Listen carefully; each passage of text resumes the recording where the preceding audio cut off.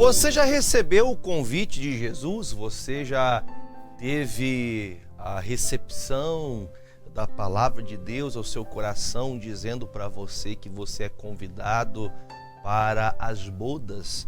Você já foi chamado para essa grande festa?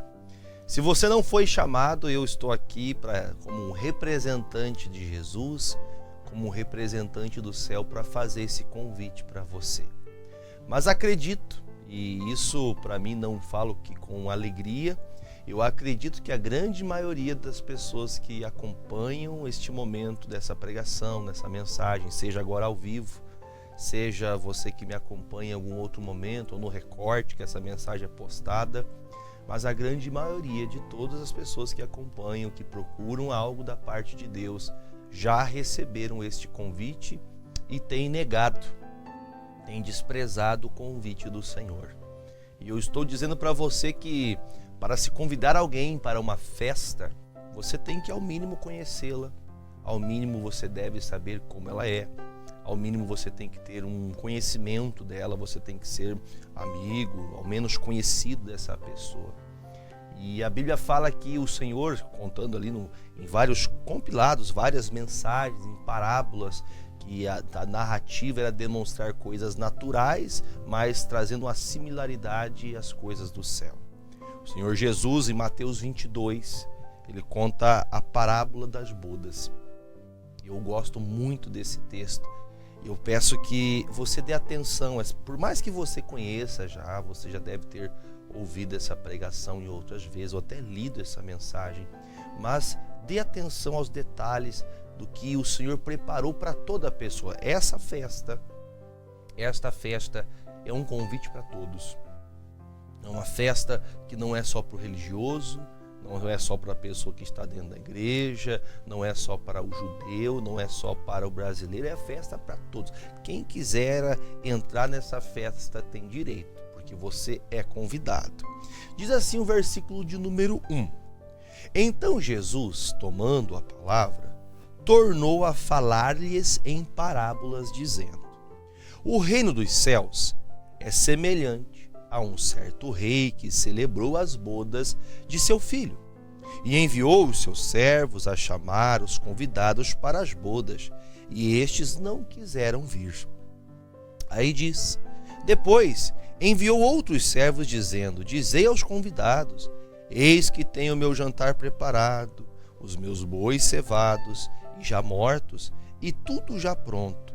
Vinde às bodas. Porém, eles, não fazendo caso, foram um para o seu campo, outro para o seu negócio, e outros, apoderando-se dos servos, os ultrajaram então e mataram. Bom, vamos entender o que Jesus está dizendo aqui. Ele começa contando que essa parábola, ela tem a identidade dela com semelhança ao céu, ao reino de Deus. E ele começa dizendo que os servos foram convidados, os servos foram chamados para participar desta festa de casamento. Era uma festa e esse senhor de todo esse povo chama: olha gente, eu estou querendo que vocês venham participar, vocês são especiais. E aqui se faz similaridade ao Velho Testamento, as pessoas que não deram ouvidos às palavras de Jesus, que desprezaram a Jesus, que desprezaram a Deus, que não ouviram a voz do Senhor, que não deram crédito, que não quiseram ser participantes dos ensinamentos do Senhor. Doloroso, difícil será a vida da pessoa que é convidada a estar com Deus, mas ela faz pouco caso, ela despreza, ela não dá valia. Eu vou dizer para você, como um pastor, e eu vou falar para vocês com uma estatística triste, que não é uma estatística boa. Eu procuro de verdade. Quando eu digo isso, não é confete para o homem, não é confete para o ministério que Deus me deu, mas eu procuro sempre estar convidando as pessoas. Nós temos meios, né? Temos meios. Hoje, por exemplo, a internet é um meio que nós utilizamos para fazer vários evangelismos, para convidar pessoas.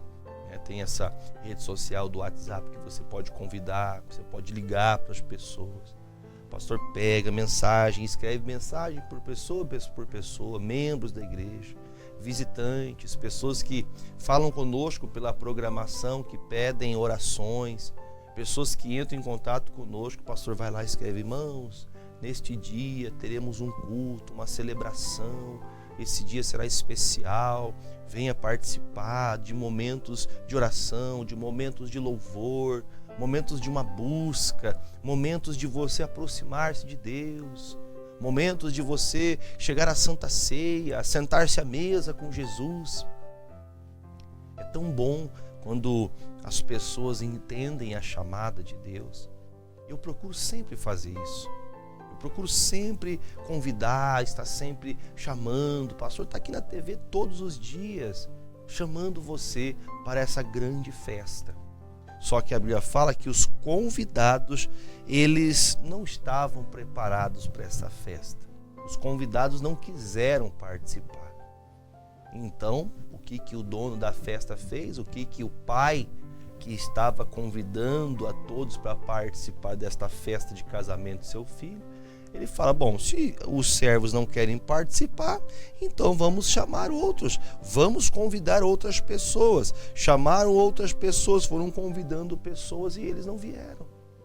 E veja que a tristeza que há no coração de você preparar algo, porque uma festa, eu acredito que você, como o Silvio sempre faz festa, convida os amigos, né, para o churrasco, organiza as coisas para recepcionar pessoas, ou você que vai na casa de alguém, você vai participar de uma festa, você deve saber o quanto trabalhoso é organizar as coisas. Você acha que os profetas, eles falavam involuntariamente? Eles se voluntariavam para ser usados por Deus. O convite à conversão, à mudança, o convite para estar com Jesus sempre foi lançado. Jesus foi anunciado pelo próprio Moisés. Moisés disse: olha, vai vir alguém que ele é muito maior em autoridade, em poder do que eu. E diga-se de passagem, os judeus, quando viram Jesus, eles não creram no próprio Moisés que eles defendiam. Notoriamente, vemos que a festa está sendo sempre preparada para você se achegar. Mas olha só o que está escrito, né? A gente acabou de ler. O que eles fizeram? Um deles foi, lá no versículo de número 5, eles, não fazendo caso, foram para o seu campo. Alguns desses que foram para o campo eu tenho muito trabalho. Ir para o campo talvez o fazendeiro cuidar da fazenda. Já ouvi um dito popular que, diga-se de passagem, eu acredito sim que ele tenha grande parcialidade de verdade. Que o boi engorda quando os olhos do dono estão sobre ele. Tem que ser alguém que cuide. Mas tem pessoas que o campo dela toma o tempo dela com Deus. Tem gente que a vida dela é trabalhar. E você fala: pastor, se nós não trabalharmos, nós não sustentamos nossa casa, pastor, porque a coisa está difícil. Olha, eu sei que você não está enganado sobre isso. Mas você tem que ter um tempo para Deus. Você tem que ter um tempo para viver com Deus. E diga-se de passagem, esse tempo deveria ser diariamente. Lá em Marcos 1, versículo 35, põe na tela para mim, Marcos 1:35. Jesus todos os dias tinha momento de união com Deus. Olha o que diz. Marcos 1:35. Jesus, pela manhã bem cedo, levantava-se, estando ainda muito escuro, saiu e foi para um lugar deserto e ali ele orava. O próprio Cristo, todos os dias, para enfrentar os dias dos quais eram de muitas batalhas, de perseguições, tantas pessoas doentes, tantas pessoas endemoniadas, Jesus, ele levantava, ia buscar a Deus, se consagrava para poder então fazer a obra do Pai. Mas ele buscava a Deus. E notoriamente você deva perceber que muitas pessoas já não fazem isso mais. Não fazem mais esse cuidado de todos os dias levantarem, buscarem a Deus, orarem ao Senhor, de serem realmente cristãos, porque somos chamados cristãos pelo fato principal de você seguir a Cristo. E note por um acaso que quando o campo está difícil, quando o trabalho está difícil, ou quando a renda é pouca, as pessoas pedem a Deus: Deus, me ajuda, Senhor. Abre uma porta de emprego. Ô, Senhor, faça que essa colheita seja melhor que as outras. Multiplica, Senhor. Abençoa nosso campo. Muitas pessoas querem a bênção de Deus, mas não querem o abençoador. Não querem Jesus. Não querem participar do que alegra a Deus. O Senhor fica feliz quando você prospera, quando você alcança melhorias na sua vida, quando você está andando bem, Deus fica feliz com você. Mas a maior alegria é quando você se dispõe para participar da festa das bodas, a festa da salvação. Eu procuro sempre, irmãos, nós temos uma maneira de cultuar a Deus, segundo o rito bíblico, segundo os ensinamentos da palavra de Deus. Quando você vem para a igreja, você chega no culto, você é cumprimentado, você é respeitado com bom dia, boa tarde, boa noite. Você declara a paz na vida do seu irmão, a paz do Senhor na sua vida, irmão. Graça e paz seja dada sobre você. Começamos orando, apresentando nossa vida a Deus.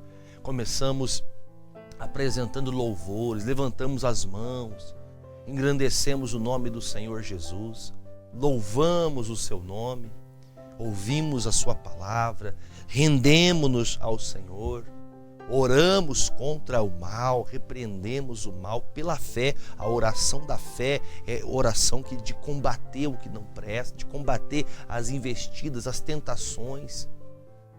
Nós temos um culto que tudo para agradecer a Deus. O ofertório, na hora do ofertório você está fazendo algo a Deus, algo para a obra do Senhor. Tudo que fazemos neste trabalho é para que o Senhor seja exaltado, para que essa festa fique cada vez mais linda. A festa fica cheia. Mas por que algumas pessoas não querem participar desta festa? Porque elas não querem estar com o Pai, porque elas não querem estar com Cristo, porque o campo é mais importante, o trabalho é mais importante.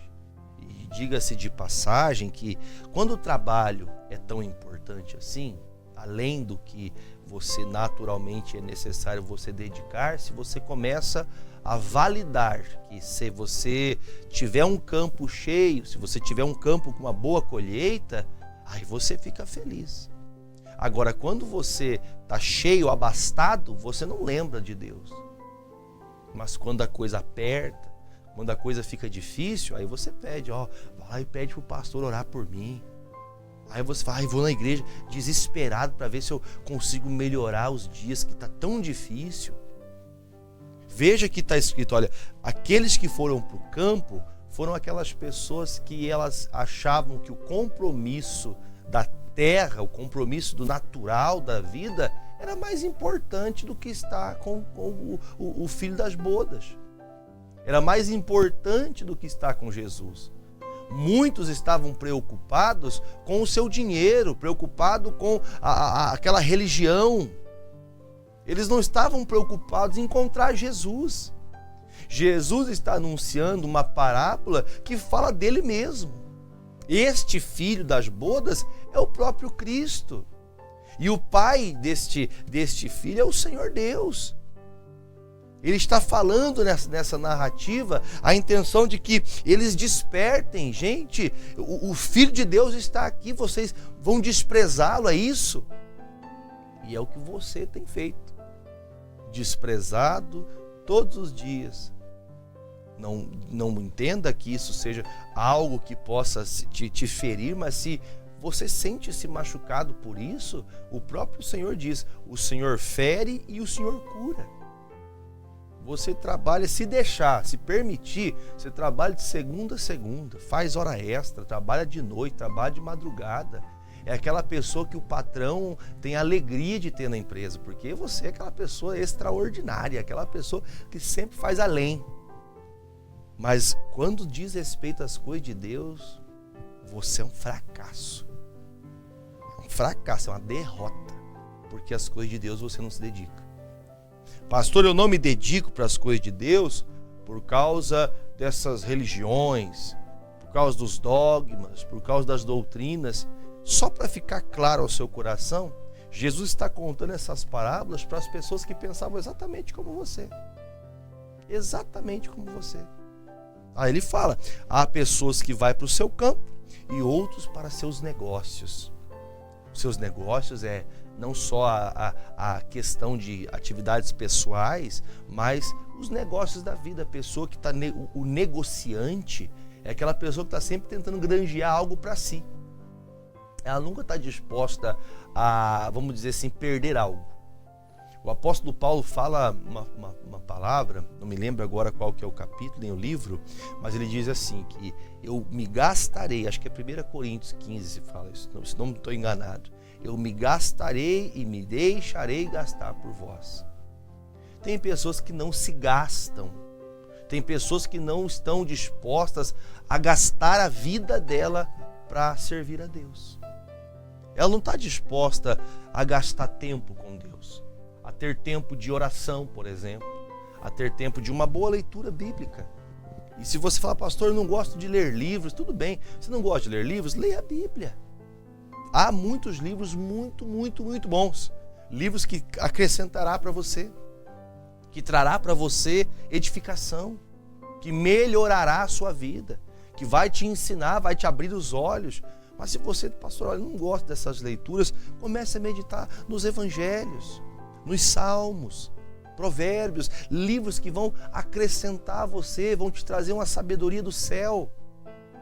Mas as pessoas estão interessadas só nos seus próprios negócios. Passam horas e horas assistindo vídeos, assistindo besteiras, mas não tenham cuidado. Pastor, o senhor está dizendo que eu não posso fazer? Pode fazer o que você quiser, mas tenha tempo para Deus. Tenha tempo para as coisas do céu. Todos estão procurando só o que agrada a si mesmo, mas não estão dispostos a gastar a sua vida para conhecer a Deus. Não oram, não jejuam, não tem um dia de você participar da tua comunidade, no trabalho da tua igreja, um dia de evangelismo. Pastor, eu não consigo participar de um culto, então quem dirá um evangelismo que você vai participar? Pastor, que meu tempo é curto. Imagine que você está moldando a sua vida, você está criando os ambientes da sua vida de acordo com o que você tem prioridade. Se a sua prioridade, eu digo para você que tem que ser uma das prioridades da sua vida, e a primeira delas é ter tempo para Deus. Primeira prioridade da vida. O que a Bíblia fala? O primeiro mandamento. Amar a Deus acima de todas as coisas, acima da família, acima do dinheiro, acima do trabalho, acima de tudo que você possa imaginar. Amar a Deus sobre todas as coisas. O amar a Deus, eu vou falar para você de verdade. Se eu sou casado, já fazem 20 anos que eu sou casado, tenho 3 filhos. E quando se fala de amor, eu não consigo imaginar a minha esposa distante de mim, não consigo imaginar meus filhos distantes. Amor envolve afeto, amor envolve proximidade, amor envolve você viver os momentos. Estava com minha filha no sábado, minha filha do meio fez aniversário e estava junto com ela, vivendo um momento feliz com ela, um momento feliz com a família. Aquele momento é um momento de amor. Nós temos momentos das nossas vidas que nós entendemos que são muito necessários. Por que você acha que amar a Deus é só você ficar obrigado a Deus? Não, você tem que ter uma comunhão. Você tem que ter proximidade de Deus. Por isso que algumas pessoas estão se excusando, estão procurando seus negócios, estão procurando seu campo, procurando pensar em si mesmo, mas não tem tempo para Deus. Ela não tem tempo para fazer nada para Deus. E quando faz, eu lembro quando criança, quando minha mãe levava a gente para a igreja, ela voltava e falava para o meu pai assim, nós fomos para a igreja, para onde você foi? Nós íamos na igreja uma vez por ano. Uma vez por ano.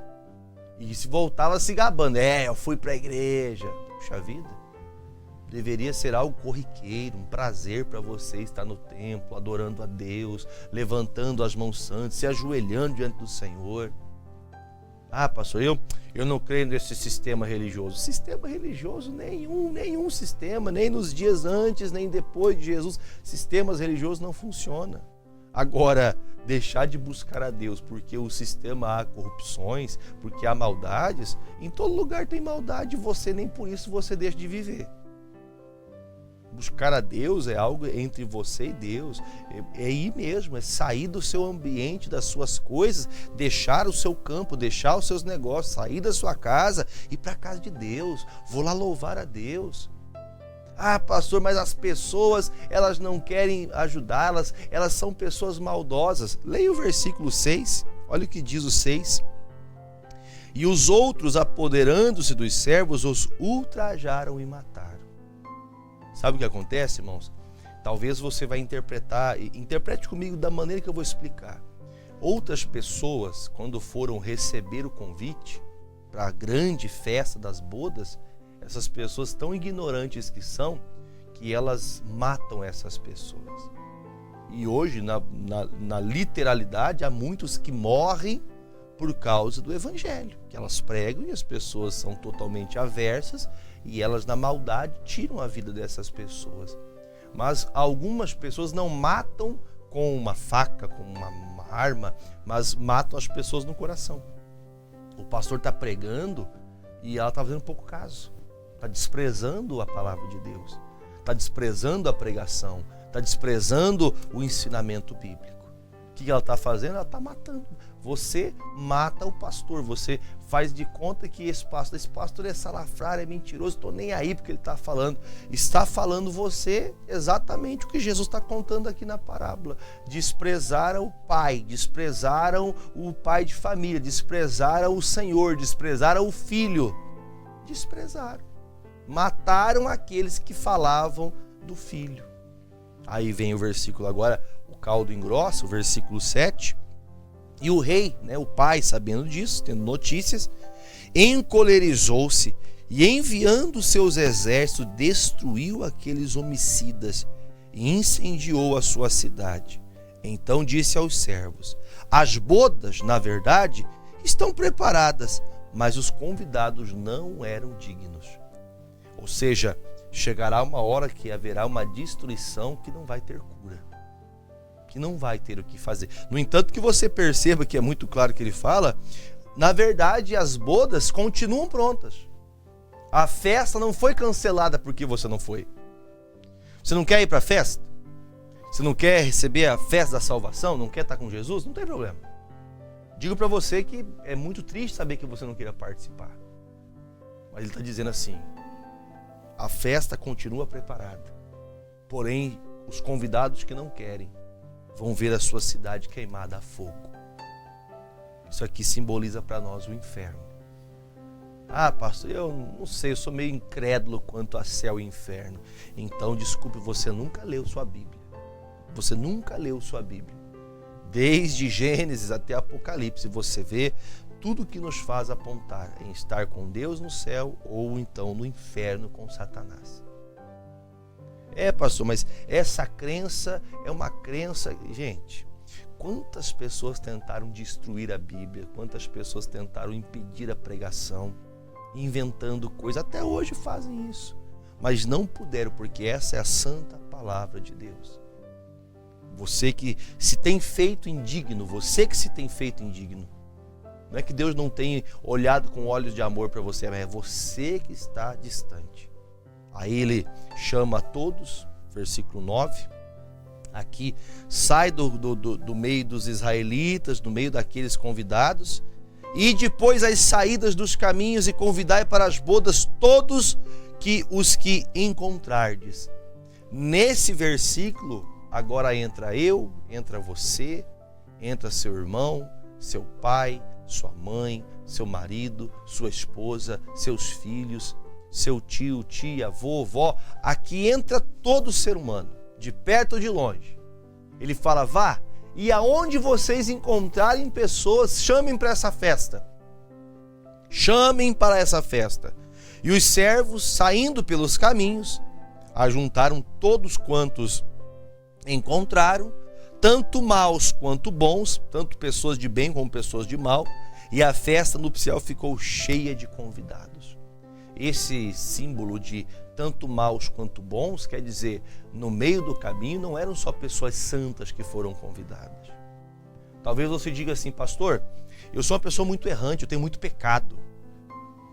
Pastor, eu tenho até vergonha de falar com Jesus porque eu fiz muita coisa errada. Está escrito aqui que tanto bons quanto maus vieram. Você pode vir exatamente como você está, cometendo quaisquer pecados que você tem a prática há muito tempo. Mas se você vier até a festa, essa festa nupcial, a festa da salvação, pode ter certeza que neste dia você vai ser tratado não como uma pessoa pecadora. Ele vai olhar para você que está arrependido e vai honrar você nessa festa. Essa festa foi feita para você, pecador, você errante. Essa festa, a porta está aberta, tanto para os bons, tanto para os maus. Todos podem vir. Mas como eu vou até Jesus, como que eu vou participar? Se você se purificar. Então veja que para entrar na festa, pode entrar tanto os bons quanto os maus, mas só vai permanecer na festa os que estiverem de vestes limpas. Que é isso? Versículo 11. O rei então entrou nessa festa, entrando para ver os convidados, viu ali um homem que não estava trajado com veste nupcial e disse-lhe: amigo, como entrastes aqui não tendo veste nupcial? E ele então emudeceu. Disse então o rei aos servos: amarrai-o de pés e mãos, levai-o e lançai-o nas trevas exteriores, e ali haverá pranto e ranger de dentes, porque muitos são chamados, mas poucos são os escolhidos. Sabe o que Jesus quis dizer? Eu chamei todos, tanto pessoas boas, tanto quanto pessoas ruins. Todas as pessoas tiveram a oportunidade de chegarem e se prepararem. Você pode chegar sujo, você pode chegar no pecado, você pode vir com muitos problemas.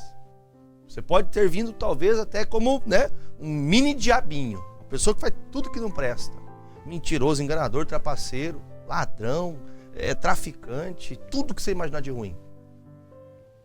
Porém, quando você entra na festa, só pode permanecer nela se você se manter limpo. O limpo eu tenho que tirar as sujeiras, e as sujeiras são tiradas pelo sangue de Jesus. Para permanecer na festa nupcial, isso aqui é até um bom gancho para falar para você que diz que uma vez salvo, sempre salvo. Não, porque eu sou um escolhido. O escolhido, a Bíblia fala, muitos são chamados e poucos escolhidos. Por quê? Porque poucos permanecem limpos, poucos se limpam e permanecem com Jesus. Que você reconheça que precisa estar nessa festa, que você reconheça que as suas coisas são menos importantes do que estar com Cristo. Estar com Cristo é infinitamente melhor. E que você reconheça que se você está usando uma máscara de crente, uma máscara de que crê em Cristo, você diz que crê em Cristo, mas as suas obras são totalmente contrárias. O dia que o Senhor, o Rei, chegar até você e você estiver na festa de vestes sujas, você será lançado nas trevas exteriores e ali haverá pranto e ranger de dentes. Ali é o chamado Seol, o inferno. Ali é o local onde ninguém deveria estar. Agora, faça a sua escolha. Você está sendo convidado para uma grande festa. Quer participar dessa festa? Venha. Venha conosco. Estaremos todos os dias lutando para manter as nossas vestes limpas e poder participar dessa grande festa com o nosso Senhor. Amém? Venha para Jesus enquanto há tempo. Vamos orar? Vou apresentar a Deus sua vida. Pai, eu apresento ao Senhor, ó Pai, a vida de todas as pessoas que comigo oram agora. Pessoas de perto, pessoas de longe. Pessoas, ó Deus, que de alguma maneira estão num sofrimento. Com doenças, com enfermidades, com problemas até seríssimos ao que diz respeito a vícios. Pessoas que estão tão ocupadas nos seus ofícios, mas não têm tempo para o Senhor. Estão doentes, estão enfermas, e eu peço a Ti que o Senhor coloque nestas águas uma unção, um poder do céu, para que quando esta pessoa beber desta água, ela seja livre, ela seja liberta dessas enfermidades. Assim, Jesus, eu apresento a causa dessa pessoa, eu apresento a causa dessa família e eu peço a Ti que essa pessoa se faça digna de estar preparada para entrar nesta festa da salvação. Assim eu abençoo a todos em nome de Jesus. Se você crê, diga eu creio, beba desta água comigo em nome de Jesus.